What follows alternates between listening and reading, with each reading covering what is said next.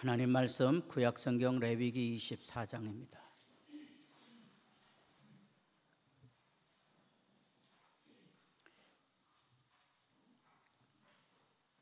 레위기 24장 15절 너는 이스라엘 자손에게 말하여 이르라. 누구든지 그의 하나님을 저주하면 죄를 담당할 것이요 여호와의 이름을 모독하면 그를 반드시 죽일지니 온 회중이 돌로 그를 칠 것이니라. 거류민이든지 본토인이든지 여호와의 이름을 모독하면 그를 죽일지니라. 사람을 쳐 죽인 자는 반드시 죽일 것이요 짐승을 쳐 죽인 자는 짐승으로 짐승을 갚을 것이며 사람이 만일 그의 이웃에게 상해를 입었으면 그가 행한 대로 그에게 행할 것이니 상처는 상처로 눈에는 눈으로 이에는 이로 갚을지라. 남에게 상해를 입힌 그대로 그에게 그렇게 할 것이며 짐승을 죽인 자는 그것을 물어줄 것이요 사람을 죽인 자는 죽일지니 고류민에게든지 본토인에게든지 그 법을 동일하게 할 것은 나는 너희 하나님 여호와임이니라. 모세가 이스라엘 자손에게 말하니 그들이 그 저주한 자를 진영 밖으로 끌어내어 돌로 쳤더라. 다 같이 보겠습니다. 이스라엘 자손이 여호와께서 모세에게 명령하신 대로 행하였더라. 아멘.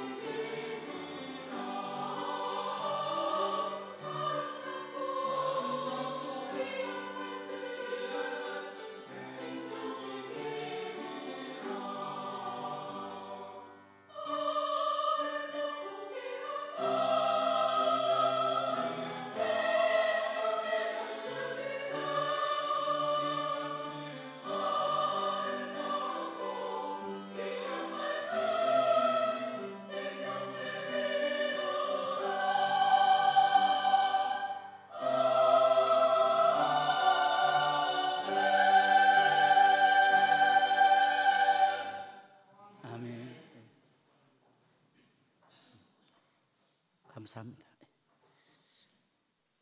옆에 놈들하고 인사를 나눠보겠습니다. 여호와 샬롬. 복되길 바랍니다.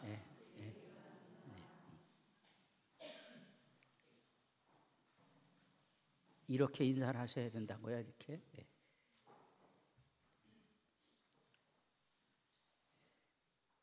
손을 한번 들어보겠습니다.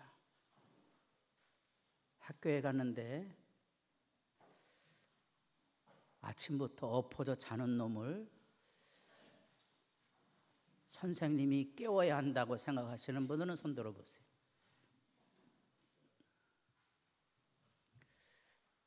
지팔자 치가 하니까 가만 놔둬야 된다고 생각하는 사람 왼손 들어보세요. 정직해야 된다 그랬죠? 정직하셔야 돼요. 생각보다 이 문제는 간단한 문제가 아니고요. 80년대 이후로 아주 급격하게 학교 교육의 현장에 무너졌어요. 이미 제가 늘 얘기했던 것처럼 일본 학교가 그래 죽었고요. 미국 학교가 그래 죽었어요. 80년대 쫓아가면 안 돼요, 우리는. 그러나 쫓아갈 수밖에 없는 거예요. 그게 세상의 흐름이에요. 그러면 오늘 이제 가장 살벌한 교사주일 말씀을 읽고 있습니다.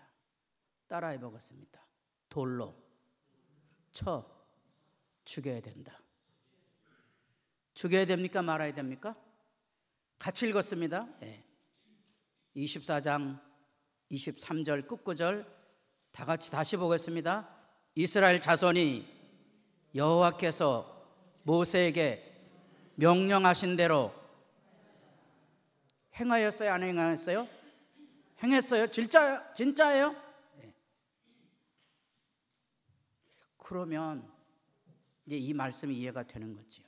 레위기 전체는 세상을 하나님의 백성 예배자로 살아가는 게 뭐냐? 이 죄가 가져온 죽음을 기억하고 사는 거예요. 죄는 우리에게 죽음을 가져옵니다. 돌로 안 쳐 죽여도 인간은 다 죽어나갑니다.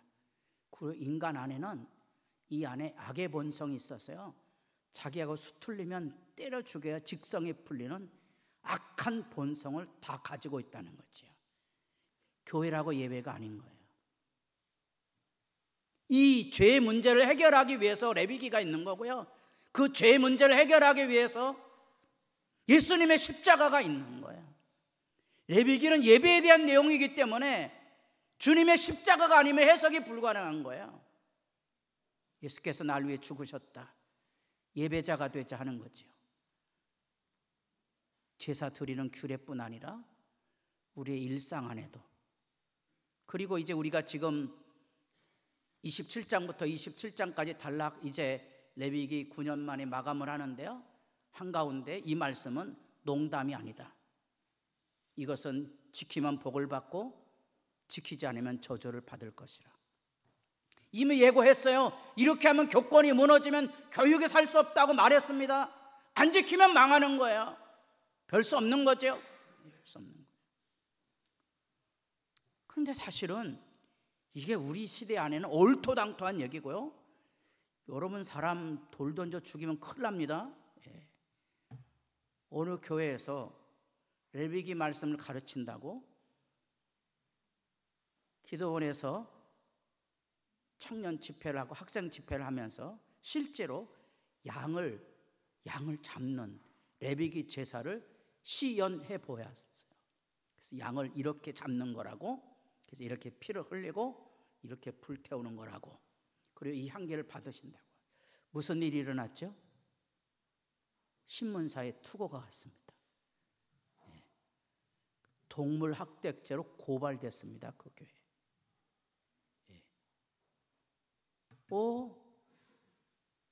이거 우리 시대에 그대로 행하면 안 되고요.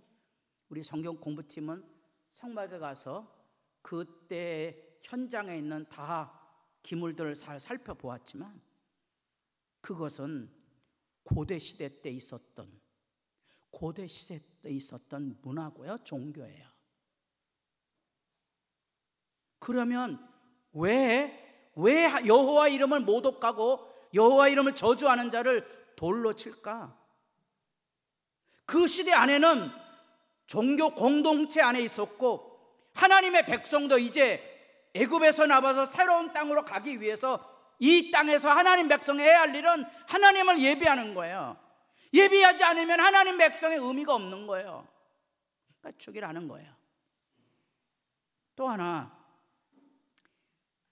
사람을 쳐서 이빨을 뽑아뜨렸으면 뭐 한다?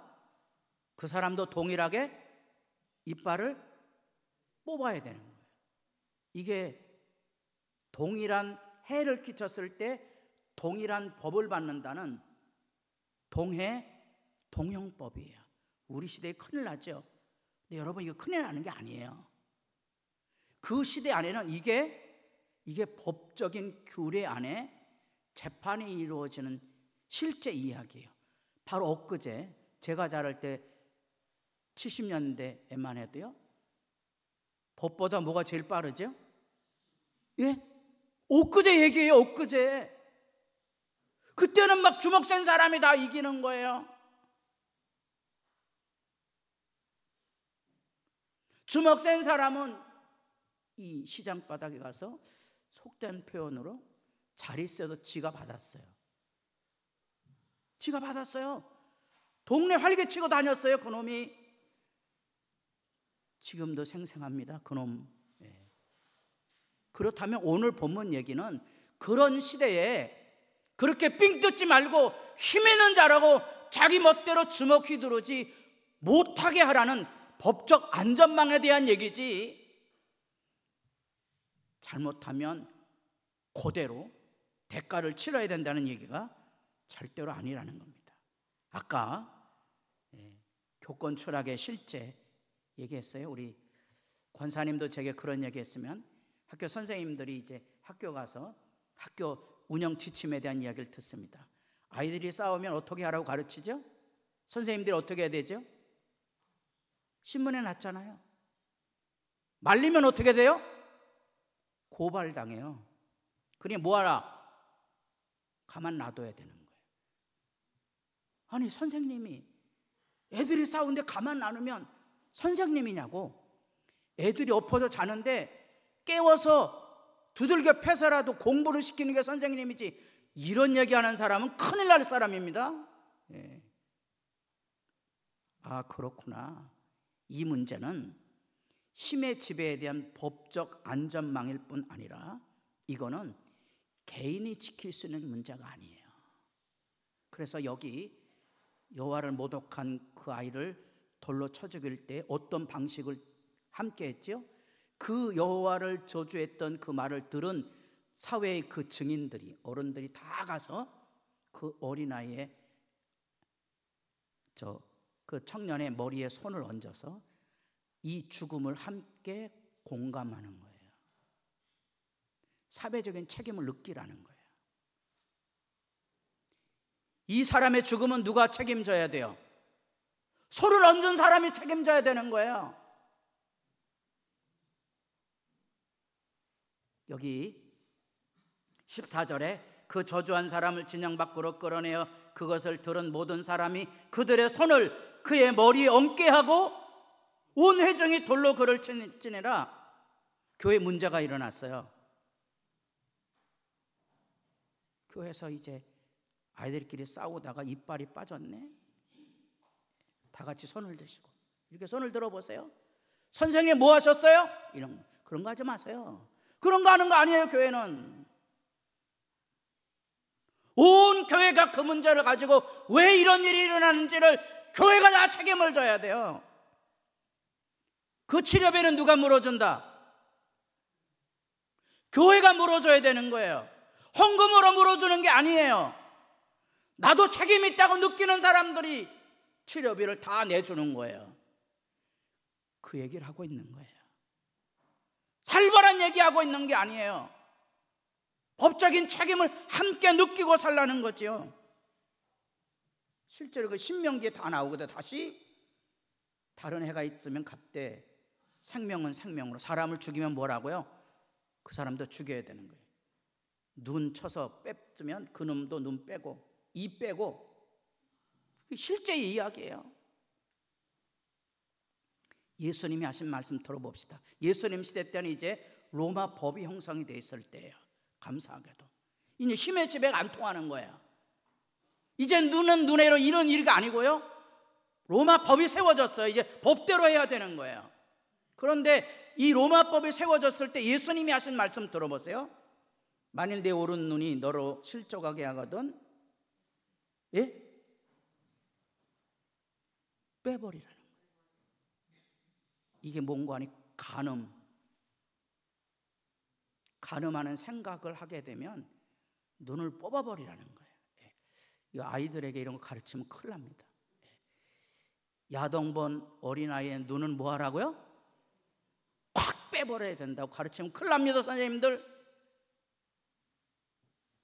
말뜻을 아셔야 돼요. 말뜻. 아, 이게 이런 말뜻이구나. 이거 뽑아내지 않으면 결국 그 아이도, 교회도 신앙교육을 못하는 거예요. 만일 내 오른손이 너로 실족하게 하거든, 뭐라고요? 손모가지를, 남의 여자의 손을 잡아서 성폭행을 하려고 했다면 손모가지를 어떻게 하라고요? 예수님이 하신 말씀이에요. 예수님이 하신 말씀이에요. 이 말뜻을 아셔야 돼요. 이게 왜 이런 말씀 하셨죠? 왜 이런 말씀? 악의 지배로부터 자신을 지키는 일, 악의 지배로부터 교회를 지키는 일이 그만큼 힘들고 어려운 거예요. 이 영적 싸움에 대한 얘기를 하고 있는 거고요. 교사들이 이걸 가르쳐야 한다는 거예요. 그럼 우리 시대에 여러분 뭘 가르칠 수 있겠습니까? 이제 다행히 지금 일부 다행입니다. 제가 정부를 찬양하는 건 아니고요. 트럼프 대통령이 그래도 기독교계 후원을 받는 입장이 있다면 그 동성애 문제에 브레이크를 건 거예요. 야, 이건 아니다. 아마 쉽지 않을 것 같거든요. 미국 사회도 곧 넘어갈 거고요. 영국에는 이미 다 넘어가서 교사들이 학교 강단에서 동성애를 가르쳐야 돼요. 이런 것들이 법적으로 보호를 받는 걸 다 가르쳐야 돼요. 안 가르치면 사직해야 돼요. 교회도 조금 있으면 이제 얼마 되지 않아서 교회에서 이런 동성애 같은 거 잘못 얘기했다가는 이제 목사가 잡혀가거나 벌금을 냅니다. 벌금을 누가 낸다? 옆에 사람 보시고, 벌금은 누가 낸다? 예? 다 대답을 안 하시네. 내가 내줘야 되는 거예요. 안 그러면 큰일 나는 거예요. 교회에서 성적인 순결을 지켜야 됩니다. 여러분 그거 잘못 가르치면 고발당할 수 있습니다. 우리 시대에 뭘 가르칠 수 있습니까? 교회가 가지고 있는 공동체의 책임의식을 분명히 가지고 있어야 됩니다. 교회 내에서 다투고 싸운다, 비참한 교회죠. 교회는 다투고 싸우는 데가 아니에요. 함께 안아주는 데예요. 안아줘야 돼. 그건 우리가 책임진다. 이게 교회죠. 이 병약자들, 요양보호시설 이런 데 이제 봉사로 갔다가 많은 경우 법적인 고발을 당하는 일들이 일어납니다. 그래서 그런 봉사로 갈 때도 지침이 굉장히 중요합니다. 지침이 중요하고 가족들도 그렇습니다. 가족들도 지침을 잘 들어야 됩니다. 아니면 휘말려 갈 수 있거든요. 이런 것들은 바로 공동체가 가지고 있는 책임을 전제하지 않으면 가르칠 게 없어요. 저도 이제 요양보호실에 가면 이제 연세가 많이 드셔서 여러 가지 정신적인 장애가 일어나는데 참 슬픈 게 뭔고 하니 육체의 본능만 남는 거예요. 그래서 이제 아는 사람이 이게 이제 간식해서 빵 같은 거 사 가지면요, 보통 사람 빵 한두 개 먹는데 막 10개씩 집어넣고도요 모자르신 분들 계신 거예요. 그 가까운 가족들 중에요, 여기 시설에서 나를 밥을 안 주고 팽팽 굶겼다고 그렇게 해갖고 또 고발이 일어나서 막 싸움이 되는 일들이 일상으로 일어납니다. 근데 그분이 당뇨가 있기 때문에 법적으로 줄 수 있는 약만 준 거거든요. 이게 안 되는 거예요. 양이 안 차니까 이게 나중에 아들이 오면 고발하고 그러는 거예요. 이런 거 만약에 여러분 고발하고 문제를 해결하기 시작하면요, 복지시설은 견디기 어려워요. 이 이유를 분명히 아셔야 돼요. 여호와께서 사람의 죄악이 세상에 가득함, 그의 마음으로 생각하는 모든 계획이 항상 악할. 죄악이 가득 찼고요, 사람의 마음에는요 온갖 악한 것만 쏟아져 나오는 현실이에요. 그래서 이 현실을 보고 하나님이 사람 지으신 것을 한탄하셨어요.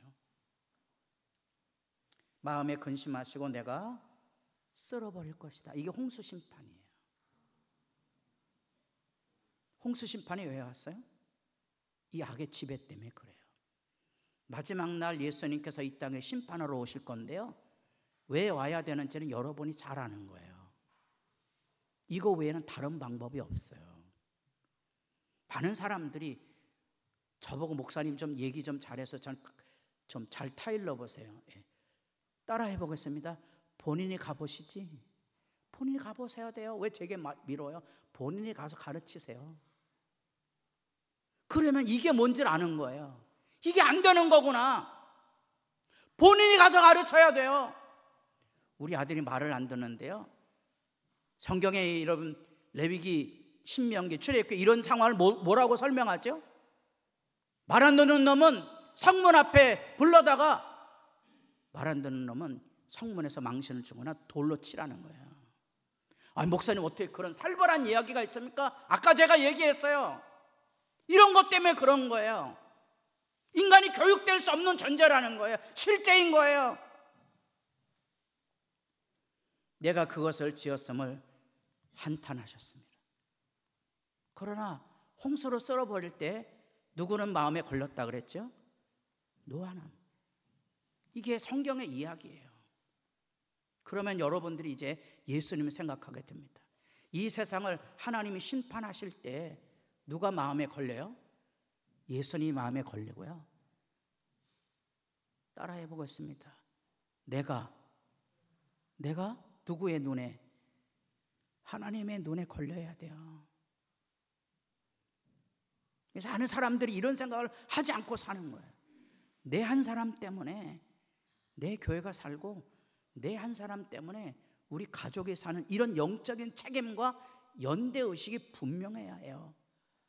이거를 예수님 시대 때 그 십자가로 이해하면 이렇습니다. 하나님이 아브라함과 언약을 맺으세요. 옛날에 언약을 맺는 것은 짐승을 이렇게 쪼개서 두 언약 당사자가 같이 가는 거예요. 고대 사회는 이게 우리로 얘기하면 도장 찍는 거거든요. 지금 우리가 이제 인감 도장을 찍어서 재정적인 보증을 하는데, 고대 사회는 그게 필요 없고요, 이렇게 제사를 같이 드리고 그 쪼갠 고개 사이로 들어갑니다. 그게 뭔고 하니, 이 약속을 안 지키면 이 동물이 찢어진 것처럼 온갖 신의 저주를 받을 거라는 그런 배경들을 가지고 있는 거예요. 그런데 아브라함과 하나님이 언약을 맺을 때 누가 지나갔는고 하니, 언약을 세울 때 하나님 혼자 지나간 거예요. 왜요? 만약에 아브라함과 같이 지나갔다면 아브라함이 모든 언약을 어길 때 저주를 받아야만 됐어요. 하나님 혼자 간 거예요. 이 이야기를 알아야 이게 이제 예수님의 겟세마네 기도이거든요. 예수께서 힘쓰고 애써 더욱 간절히 기도하시니, 왜 예수님께서 죽음이 들어와서 애써 하나님 앞에 이렇게 간절히 기도했을까? 아니고요. 그런 거 아니에요. 예수님께서 겟세마네 동산에서 부르짖었던 것은 저와 여러분이 저지른 죄의 대가는 누가 치른다? 내가 치러야 되는 거예요. 많은 사람들이 자기가 죄를 저질러 놓고 책임을 안 지려고 그래요. 책임지셔야죠. 그게 정직한 거거든요. 내가 저지른 죄의 저주를 받아야 되는데, 예수님께서 저와 여러분의 모든 죄를 이 겟세마네 동산에서 다 뒤집어 쓰시고 하나님의 진노와 형벌을, 선지적인 표현 그대로 잔이 지나가게 하옵소. 그 잔이 뭐예요? 그 저주의 잔이에요. 예수님 이걸 아신 거예요. 이걸 내가 뒤집어 써야 되는 거예요. 저와 여러분의 모든 저주와 재앙을 예수님 뒤집어 쓰셔야 됐던 거예요. 이게 말하고 있는 아브라함과 하나님이 언약을 맺을 때 하나님만 지나간 이유예요. 나머지는 하나님이 뒤집어 쓰는 거예요. 이게 우리들이 교육의 문제를 생각할 때 이 문제로 돌아가서 해결해야 돼요.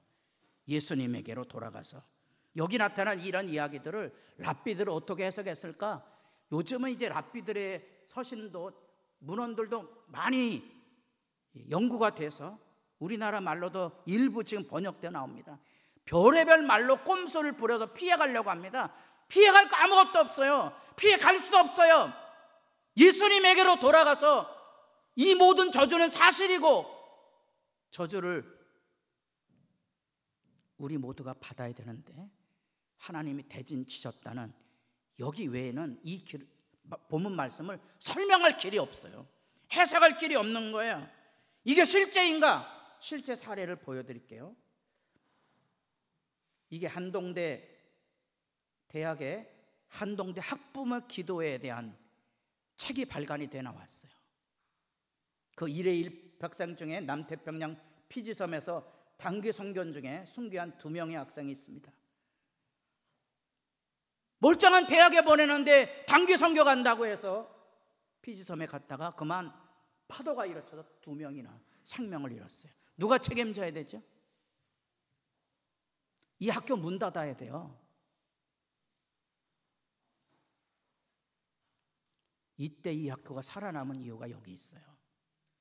여기 한동대 학부모 기도회가 하나님이 주신 특별한 은혜와 선물이라는 고백을 통하여 이 절절한 이 이야기를 수용했던 거예요. 이 어머니들이 2명의 어머니가 총장 앞으로 편지를 보냈습니다. 아들을 잃었지만 염려하지 마십시오. 하나님의 품에 우리 아들을 안겼으니까 총장님은 책임지지 않아도 됩니다. 학교는 책임지지 않아도 됩니다. 그게 눈물의 편지예요. 이게 한동대가 살아남은 실제 이야기예요. 여러분 교회당에서 뭐 자존심하고 잔이 싸움하고 뭐 돈 몇 푼 가지고 찌질이처럼 고발하고 다투고 싸우고 이런 선례를 돌아보세요. 아, 교육이 필요하구나. 무슨 교육이요? 예수신앙 교육이 필요한 거예요. 여러분 같으면 이거 끌 안아줍니까? 이거 못 끌 안아주면 교육이 안 되는 거예요. 제가 얘기하자면 내가 부모가 돼갖고 자식을 가르쳤는데 이 자식이 어버이날 돈도 안 붙여왔네. 따라해 보겠습니다. 다리 몽댕이를 작신 그래갖고는요 불가능한 거예요. 잘못 가르쳤으니까 감수해야 되는 거죠. 따라해 보겠습니다. 니들끼리 잘 살면 된다. 이게 부모의 복된 마음이에요. 이게 교육이에요. 이 교육이 있어야 가정의 신앙교육이 열려지는 거예요. 이런 거 없으면 신앙교육 불가능한 거예요. 교회도 마찬가지예요. 여기 나타난 대로 처벌하는 거 그대로 행하라. 왜? 이유가 있어요. 다시는 그런 악을, 다시 말하면 이런 정당한 처벌을 통하여서만이 악을 건절할 수 있는데요, 이건 사람의 힘으로 할 수 있는 게 아니잖아요. 이 대책 없는 이 인간들을 교육하는 방식은 지금 이 말씀의 그대로예요. 내 자식을 뭐라고요? 요직이라는 말은 사실은 잠언서에 내내 나오는 얘기 두들겨 패서라도 이런 뉘앙스가 다 담겨져 있어요. 지금 아이 패면 큰일 납니다.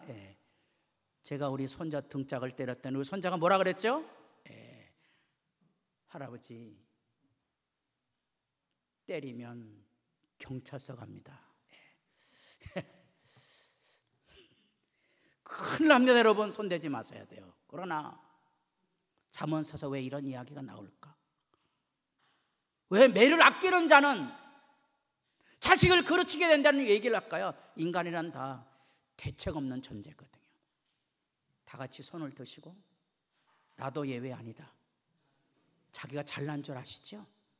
아닌 거예요. 여러분 그거 모르면 신앙교육 아닙니다. 묵시가 없으면 백성이 방자에 행하거니와 이 방자가 그겁니다.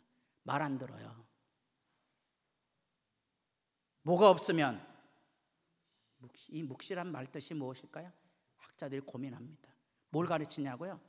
하나님의 말씀이 내게 왔어요. 내가 이게 하나님 말씀인 것을 믿습니다. 이걸 가르쳐야 되는 거예요. 예수께서 날 위해 목숨을 내어주셨던 십자가의 은혜와 사랑을 가지고 신앙 교육이 시작이 되는 거예요. 그래서 이 방자에 만다는 말 안에는 두 가지 개념이 있는데요. 이런 하나님의 이 계시의 말씀 교육이 없으면 백성이 제멋대로 살 것인 의미가 있고요. 또 하나 의미는 멸망한다는 의미가 있어요.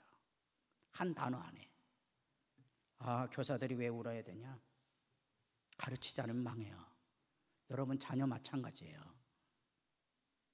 교회 교육은요, 주일학교는 주일학교 문제가 아니고요, 교회 문제예요. 교회가 성경을 가르치지 않았던 거죠. 여러분에게도 묵시가 없으면, 하나님의 말씀이 여러분 안에 울림과 떨림이 없으면 함께 망하는 거예요. 이 비통한 현실 앞에 어떻게 할 것인가는 예수님에게로 돌아가서 묻는 길밖에는 없습니다. 기도드리겠습니다. 많은 사람들이 나라가 어떻고 교회가 어떻고 목사가 어떻고 저마다 떠들어대지만